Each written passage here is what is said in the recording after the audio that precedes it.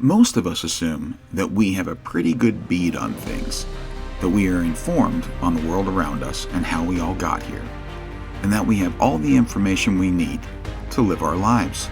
But what if we are wrong? What if there is a world of secrets and stranger than fiction truths out there that we are unaware of and that we are secretly longing to know? Things that once you hear them, you will have to say, "I did not know that."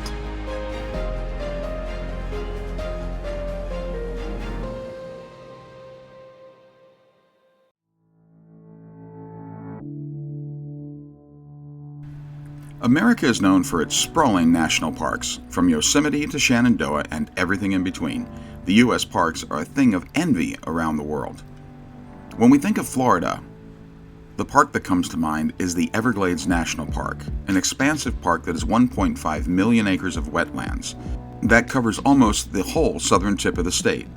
Yet, Florida has another national park, one that has no running water, yet it is surrounded by water, and it is only accessible by boat.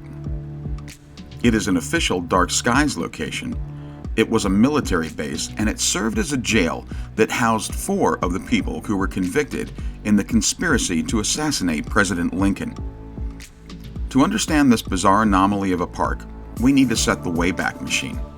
The time, 1513. The place, 70 miles west of Key West, in the Gulf of Mexico. The thing, the island called the Dry Tortugas.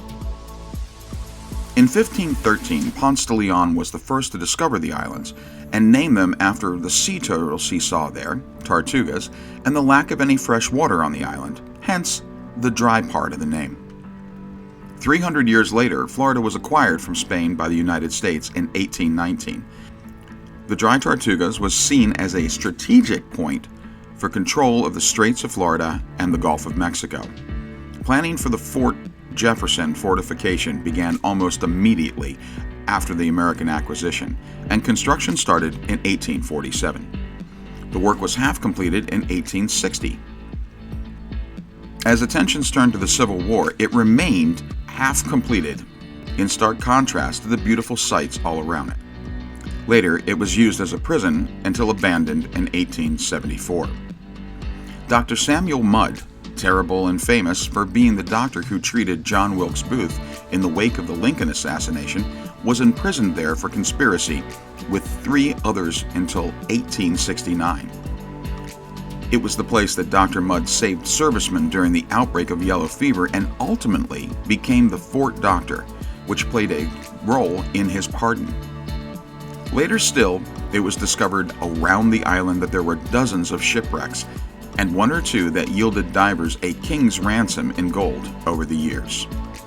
Today, the park is visited by thousands of people via one boat that brings them out for day trips. You can also camp there overnight, if you're brave enough, for only $15, but you have to bring all of your water and supplies. There are no amenities. That said, it is the most unique national park in the country, one with a storied history unlike any other place on Earth, a place of importance both good and bad, since the time of Ponce de Leon, where huge sea turtles and amazing amount of sea life surrounds it. And if you're brave enough to spend the night on a dot of dry land in the middle of the Gulf, then you can experience the only place where you can scuba dive around a historic prison at night while gazing at the best dark sky show anywhere in the universe, all without ever leaving the United States.